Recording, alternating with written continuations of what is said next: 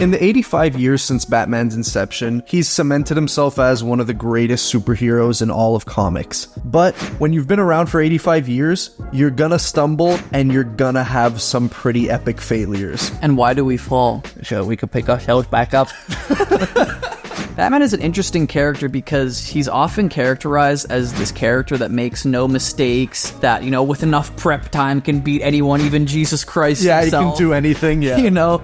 But at the end of the day, he is just a human, and he has made mistakes and failures. One of the biggest ones, Jason Todd. The biggest one. The biggest. The biggest. Pause?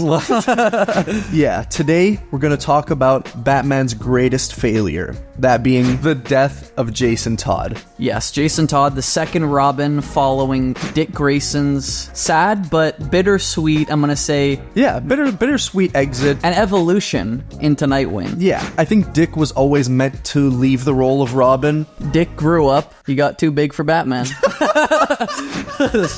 Oh my god. Ladies and gentlemen, I'm Thomas. I'm Merlin. We're the Comic Lads, and today we're going to talk about Batman's greatest failure. Question of the week. Do you think it was a good idea to bring Jason Todd back to life?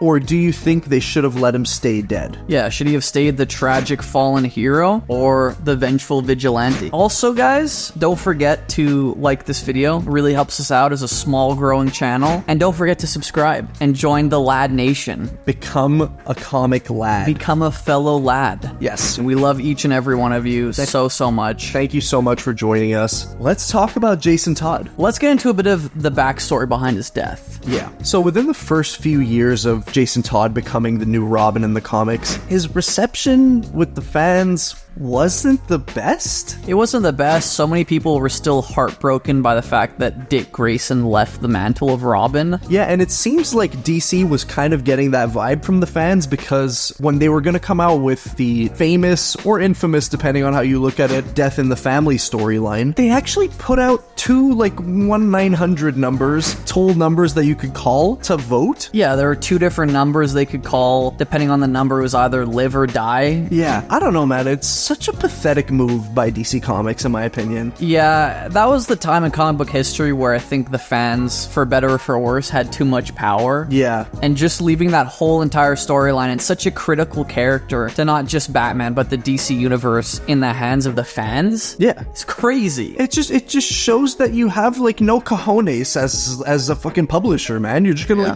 please tell us what to write. Like, come on. Jason ended up dying. I think it was for the best. It was for the best, and it's a very unique scar and failure that Batman carries even to this day, you know, even with the reboots and the New 52, Rebirth, all of that. And with Jason coming back, even. With Jason coming back, definitely. It's something that has shaped Batman and changed him to what we know now, even. Yeah, you brought it up. It was a great point in our last video about how it's like his death of Gwen Stacy. Yeah, just a permanent scar, a permanent lesson for him to learn. And it's such a unique failure because Dick Grayson, who was introduced back in like 1940, was such like an important character in the role. And I don't think even the fans or the writers or Batman himself really knew how to move on from Dick Grayson leaving the mantle. Yeah. And so it's really interesting reading up on how Batman actually treated Jason in his training and storylines as Robin. Not even just in the universe, like metatextually, they drew him to look exactly like Dick Grayson. Same costume. He acted exactly like him until same hair. Yeah, until they rebooted with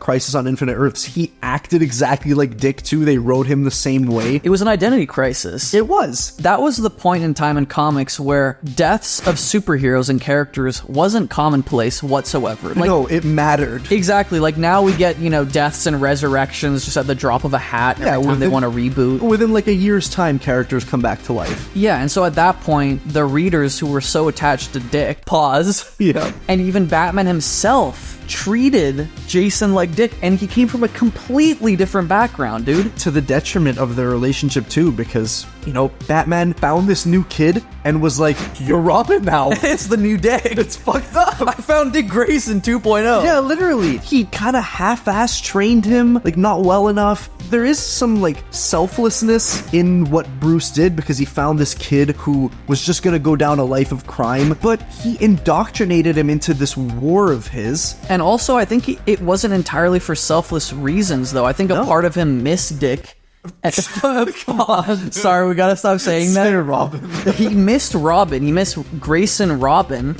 And he wanted to fill that void left behind from his absence. And he just took this street kid. And it's funny because when you read that story, you know, it's super famous, but Jason Todd is taking the wheels off the Batmobile. Yeah. And he finds him. And then, like, he just brings him in. And he takes him to the back. Yeah, he's like, oh shit, this kid's like... I'm gonna turn your life around, This kid. kid kind of looks like a young me.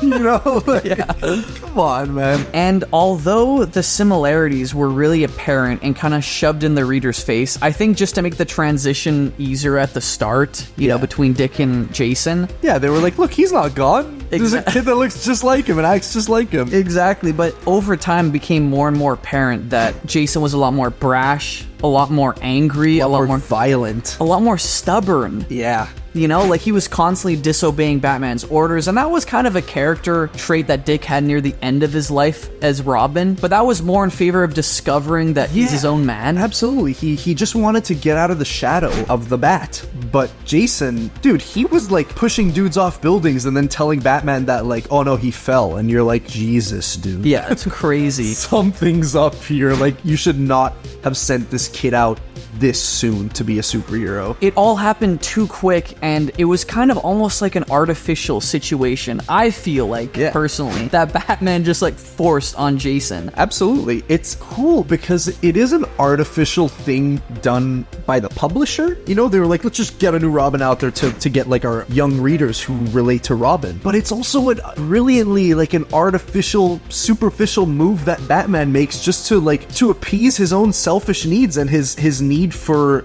a friend and a partner. And again, like we said before, that's so interesting because Batman's always known as like the character that knows what to do, that knows the steps to take, you know, to solve a problem. Yeah. But he couldn't course correct. Batman just rushed into it. And you know what? He fucking dies. And that's mostly Bruce's fault. Absolutely. Obviously, it's Joker's fault. If you trace all the steps back, it does lead to Bruce. Yeah. Let's get into the actual death of Jason Todd. We've been giving you some good context. Yeah, some good setup. Exactly. Yeah. So Jason finds out that his mother's alive, who he thought was dead, and he leaves without telling Batman, without any notice. He just leaves to go find her. And when he does, it turns out that she was like leading him to find her so that the Joker could capture him. And it's so tragic because Jason comes from such a broken background as it is, you know, with his father being a criminal and not really ever having the proper guidance in his life, you know, and it could be argued that even Bruce, when he did bring him in, he guided him, but for the wrong reasons. Yeah. I think we would both argue wasn't the exact help that he needed at that point in his life. Not at all. To be like strapped into a fucking uniform and forced to fight crime. No, he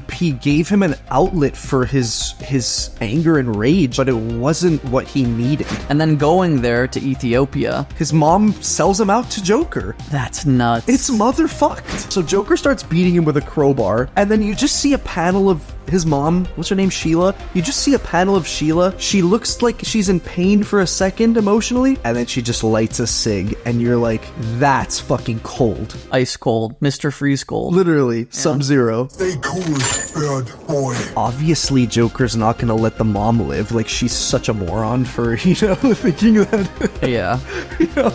So he leaves both of them. He leaves his mom tied up, and he leaves Jason bloodied and broken on the ground, and locks the door and leaves them in a warehouse to die. Yeah, and all the while, Batman's freaking out, you know, chasing clues to track him down. And he's like just too far behind to catch them in time before the bomb blows up. And what's even more fucking tragic and beautiful, bro, Jason still tries to save his mom. You know, Batman stories, they always have their highs and lows, but more or less Batman always saves the day. Yeah. And is able to solve the crime and take down the bad guy, solve the mystery. But at that point, he was just too late. It's his biggest loss. It is. By far. It is. It's gut-wrenching. And this is why I'm not too big a fan of bringing him back to life. Like, don't get me wrong, I think Under the Red Hood is a great book, but was it really worth it after that? Yeah, and this is more just story analysis at this point, but something like Death of Gwen Stacy, you know, that was another hugely pivotal role in a character's development around the same time, even in the 70s, you know? I think there's a reason why... She's still dead. Yeah, she hasn't been brought back, at least not in a meaningful or fully real way. No, it's always a bullshit, like, clone just to, like, for shock value. Exactly, it's all temporary. I lump in Jason Todd in the same category as this, you know, hugely painful thing that the hero isn't able to stop. When a character dies in comics now, like,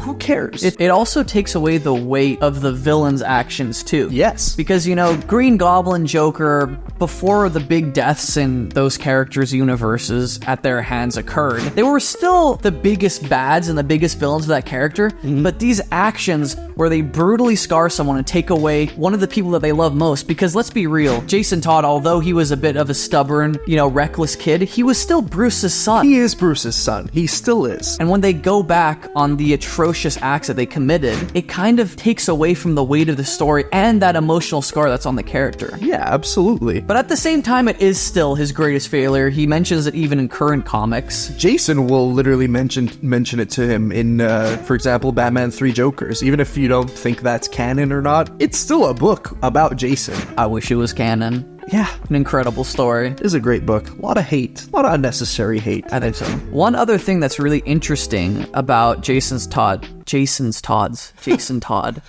One thing that's very interesting also about Jason Todd's death, most of the time, these heroes always succeed. Yeah. But their successes never truly define their character. And at that time, when Jason dies, it hugely affects Bruce. Like, you talked about a bit in our other video, our Best of Robin's video. Just to recap on what we said there, he becomes like a way darker character. Yeah, like he starts to take out his rage and his frustration with himself about Jason's death on Gotham criminals. You know, he starts beating the fuck out of people and being a much darker Batman. And even being a little sassy with the Justice League. I mean, there's like panels following the death of Jason where he's talking to Superman, and he's just talking about what Jason means to him, and those panels are just so heartbreaking. It breaks you in two, man, when he says Jason was the best.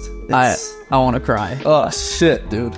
Yeah. Oh, man. A lot of the times, these characters are molded by their greatest failures. They are, and they end up birthing new stories, too. Like, the void that's left in Batman's life when Jason dies paves the way for arguably our favorite Robin, Tim Drake, to be created. It's not just a horrible thing that happens, it's a pivotal moment in his history that just brings forth so many possibilities for future stories. Yeah, and it also makes Batman from that point on a lot more jaded. A lot more jaded, but a lot more, like, manic and attention to detail oriented. Yeah, a lot more paranoid too. Yeah, like especially in his training with Tim Drake. Yeah. You know, there's a reason why he's so hyper vigilant with Tim Drake's training and making sure there's like no other faults, and also in a lot of stories, keeping him out of stories and different cases. You know, especially notably in Arkham City and even Arkham Knight, where Robin is like, let me help you, like you need my help on this. And he's like, I'm fine, Tim, or whatever, you know? It was a good Kevin Conroy. Right? I don't know. I felt good about it. I felt good about it. And Batman's even acting like this in recent comics too. Like I was reading City of Bane by Tom King, and when Bane comes into town, you know, on a freaking killing spree for Batman's head,